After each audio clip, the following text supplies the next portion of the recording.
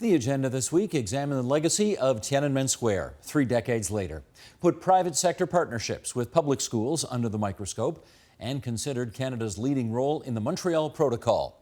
The agenda's week in review begins with luck, skill, and the elements needed for success on the basketball court, which you may have heard paid off for a certain team that plays in Canada. You've got 18,000 fans screaming at you potentially. You've got all those people in the end zone seats who are waving those things to distract you. Are you telling us that just learning how to breathe properly can overcome all of those external forces? Yes. and because of the way it works, you see, if you're an emergency care worker and you arrive on the scene of a horrendous accident, what keeps you focused? Airways, breathing, circulation. Well, you know, I take that same acronym and I use it in sport. Become aware, breathe, and then choose where you want to pay attention. Now, the difference is the minute you focus on your breath, all that other stuff falls away. The fact that it's the fourth quarter, your mind is telling you got to make this shot, all of that stuff disappears because you can only pay attention to one thing at a time. So if you truly focus on the breath, even 1 or 2 breaths, that's all, then you move to a place where you have choice. You know, you put in the pause, and instead of reacting, you respond. Viktor Frankl talked a lot about that, didn't he? The pause between the initial and our action. And that's active awareness, but becoming aware, becoming mindful. And of course, Kawhi Leonard is a master of it. He's a master of it for sure, but Kia, you're the only one on this program tonight who probably has been in that set of circumstances where the clock is running down, you've got the ball, everybody in the place knows that you're expected to take the shot that's either going to win the game or lose the game. What's going through your head as the clock ticks down and you've got to make that shot? It depends on the day. But I would say, obviously, I have worked with Peter before, so the breathing technique is something that's easy to use. I think there's a lot that goes on around you. So you hear all the noises. In your own head, you're thinking, I got to make this so that my team wins. I don't want to let people down. But I think as you get older and the more you become part of the game, it learns to be more confident in yourself. Every time I get to the free throw line now, I'm thinking, this is a free point. Like, this is the easiest thing I can do the entire game. There's no one in front of me, and I've made this 1,000,000 times in the gym by myself, so I can make it here. So I think people like Kawhi Leonard, people who are closers in this game that we have nowadays, they look at it like, this is a layup. And that's essentially what it is in the NBA. People who miss free throws in the NBA, I'm always kind of dumbfounded by, because it's a layup for everybody. And I think that's something that allows them to be as clutch as they are, as calm and as cool and collected as they are, because they are able to kind of keep their focus in one place, like Peter said, and that allows you to be successful in your own way. Tom, I'm curious about, I hearken back to the baseball player Yogi Berra, who used to say 90% of this game is half mental. Yogi wasn't big on math, but we knew what he meant. Essentially, don't think too much and don't let your head ruin your opportunity to make a great play. How do you teach players who are the best in the world at what they do not to get too much inside their heads so they don't miss the big moment? Well, I think you, in talking about free throw shooting, I thought it was interesting you talked about the breathing and the pause. We try to have every player have a routine. You walk to the foul line, you put your foot at the same spot, you take the same number of dribbles. That breath may come somewhere in there wherever you feel comfortable. But I agree a lot with what Peter's saying in terms of staying in the moment. I know in timeouts, a lot of times we'll talk to players about stay in the moment. Focus in on the things we control. We're not talking about making shots. We're not talking about this is the shot we need. We're talking about get the best available shot that you can. And because of that, I think it puts players' mind at ease. You may run a play, and Kawhi Leonard may be responsible for making the play. He doesn't necessarily have to shoot it all the time. He has to make the right play. And you got to trust, and again, through practice and repetition, that you're going to come out with a positive outcome. Do you think its days, Hong Kong's days, as an autonomous part of the Chinese picture are over? I think they've been over for some time. And there are two things. One is Beijing is just not comfortable with the fact that Hong Kong has autonomy and independence and is home to free thinkers. And two, there's a commercial side to this, that they want to dismantle Hong Kong as a potential rival to Shanghai. And both of those things are largely accomplished. Jan, let's look back. 30 years ago, you were there. You were in Tiananmen Square. Let me first get from you your sense of how, comparing China today to then, how different is that place now? It's like night and day. In 1989, there was so much optimism and hope and excitement that maybe China could take a different road and become democratic. And today, Tiananmen is a dead place. They have basically covered it with plainclothes police, and you can't go there. And the protests are squashed. You can't do anything, so it's night and day. Do you ever wonder what China would be like today, 30 years later, had they not brought the tanks in 30 years ago and crushed everybody? I think China would be a moral leader in the world. If China had taken the democratic road and coupled with its economic might, it could be the moral leader. Right now, we don't have a moral leader in the world because the U.S. is in terrible shape with Donald Trump. So the whole world history could have been completely different. Chuck, do you ever think about what China would look like today, if only? I agree with Jan. I think there was so much optimism in the air, even of those, when I was in Hong Kong during that time, the whole Hong Kong came out, 1 million people march, just like what happened last week. This, to me, could be a turning point in history. And now we're seeing Hong Kong, 1 million people march, taking up that torch, left behind by the students 30 years ago. And who knows where we'll end. We cannot be very pessimistic, but I still feel a bit of optimism in the air. You feel a bit of optimism nevertheless? A little bit. Just I that don't. much? Yeah. I don't. No, you don't see No. it. 1 million people, they don't care. Mehmet, how about you? The Uyghur people are obviously suffering mightily as a result of today's China. Do you think about how things might be different had things gone differently 30 years ago? Actually, from 1989 to 1991, that 2 years period was important for China. And not only for China, East Europe and some other countries, former Soviet bloc countries. And during that time, and because of the international tendency and some wise leaders' choice, Eastern Europe and former Soviet republics, they made different choice, and China made completely opposite choice. And so those Eastern Europe countries, they embraced the rule of law and the democracy, and it is progressing. When it comes to China, since the crackdown of Tiananmen, instead of people's voice, we can hear more and more voice of military and the tanks and the gunshots.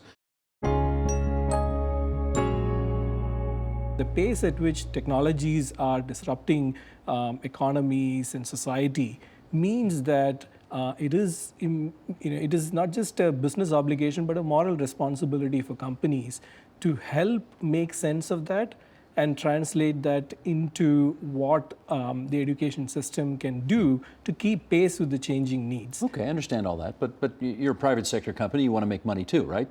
Absolutely, Okay. we do. Do you hire people in Ontario? Yes. In fact, we are one of the top employers hiring information technology workers in Canada.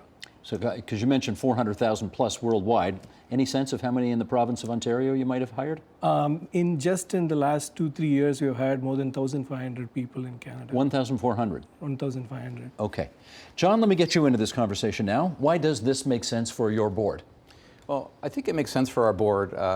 What drives what goes on in terms of school improvement in our TDSB schools is a vision for learning. And one of the key elements of the vision for learning is transforming student learning in the classroom.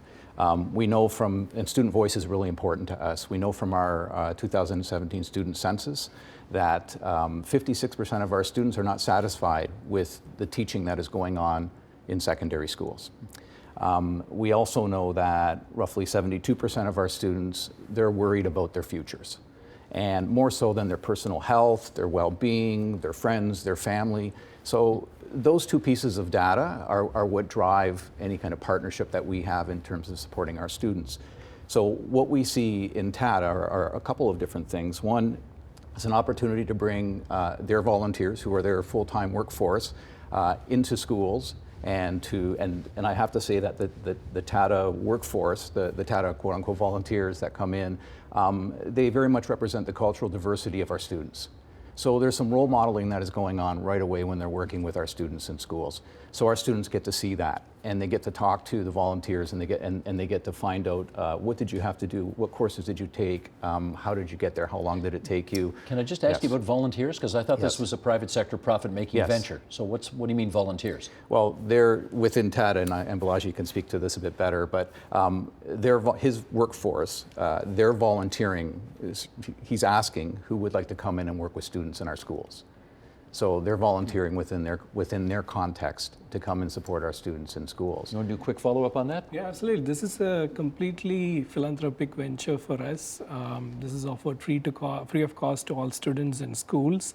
And three elements that go into it. One is content. So working along with the TDSB to create content that is aligned with the global competencies that TDSB has for their students. The second is context, trying to bring in real-world flavor and industry context so that students understand how what they learn can be applied to the world of work. And the third is connection, connecting to role models and mentors from our organization and other organizations who can give them the confidence, but also the mentorship needed to guide them on how they can apply these skills. I think you would grant the carbon tax is an approach. It's the approach you've taken. It's not the only approach to fighting climate change. The government of Ontario, in its wisdom, has decided that it wants to take a more regulatory approach. What do you think?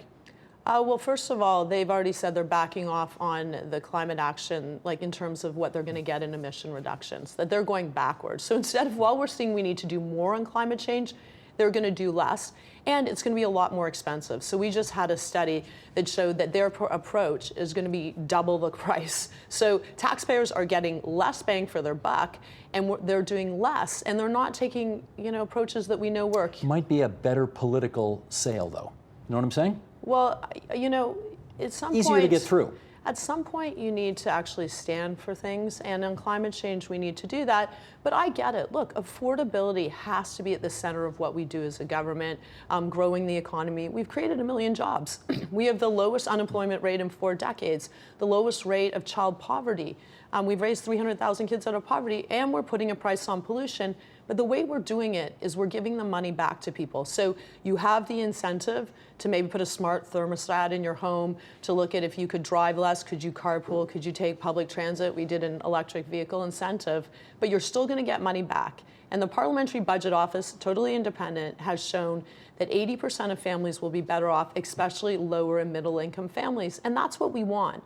We need to take action on climate change, but of course we need to do it in a thoughtful way that makes sure that life is affordable. I agree with that point, and that's what we're doing. But the kids marching in the streets are saying, do more. This is our future. They're saying that to you, too. Absolutely, and I agree. I'm very happy to have them marching the streets demanding more. That's critically important because we have conservative politicians, the resistance, as you've said, they want to do less and less, and they see this just as a political game. Elizabeth May, let's go fast forward now. You saw the circumstances and the forces that were able to be marshaled 30 years ago in order to get the world to coalesce around a particular set of goals. It happened then. It's not happening today. What's the difference? There's much less political leadership. The relative power of the nation state versus the relative power of large transnational corporations has tilted towards transnational corporations having much more engagement in our daily political life. As I mentioned, the creation of the World Trade Organization in the period between the Montreal Protocol in September '87 and the Kyoto Protocol in late '97, a 10-year period, which is not long in geopolitical terms, and yet we were deprived the tools that you need to really negotiate. We don't have the political leadership we used to have that says we're going to achieve this. We know industry is going to figure out how to do it. We had the same experience with acid rain where Inco threatened that they would close down if we insisted on cutting sulfur dioxide. But the political leadership of the day said, oh, we think you can do it. This is what we're doing. When political leadership holds firm and says we are absolutely committed, which we have to say right now, we are absolutely committed to going off fossil fuels. This is the schedule by which we will achieve that. Fossil fuel companies, you're going to have to become energy companies. They all have divisions in hydrogen and solar and wind and geothermal. They see it coming. But until there is firm resolve and political leadership, you're just seeing this incremental kicking it down the road till we're getting very close to the, I don't want to sound hyperbolic, but we're getting too close to the point of no return for me to have comfort as someone in political leadership. We actually have to learn from what we did in '87, be prepared to use trade sanctions, be prepared to move forward, and be prepared to see the equity issues of how industrialized and wealthy countries assist developing countries in coming along so that we do it together. Well, that's a good follow-up for me to go to Tom McMillan on. What were the lessons that you took from 1987 that you think ought to be applied today so that we could get closer to a finish line in doing something about climate change today? Steve, I think it's all about political will. The science is clear on climate change, for example, as it was in the 1980s and even earlier on ozone depletion. There was almost unanimity in the scientific community on what was behind the depletion of the ozone layer. There's almost unanimity among respected scientists on the subject of climate change. The missing link is political will. The lesson from Montreal was that no problem is too complex, too big, too difficult, too politically contentious or controversial to preclude the world community coming together as one to deal with a shared problem. That's the lesson of Montreal. It can be done. It can be done on other fronts, including climate change. What is required is political will, political leadership, pressure from the public, and more than anything else, the world community acting as one against a global problem. And that is the Agenda's Week in Review for this Friday, June 14th, 2019. You can see all of those conversations in their entirety at tvo.org, on our YouTube channel at youtube.com/theagenda, and on our Twitter feed. That's twitter.com/theagenda. The Agenda with Steve Bacon is brought to you by the Chartered Professional Accountants of Ontario, helping businesses stay on the right side of change with strategic thinking, insightful decisions, and business leadership. Are you on the right side of change? Ask an Ontario CPA.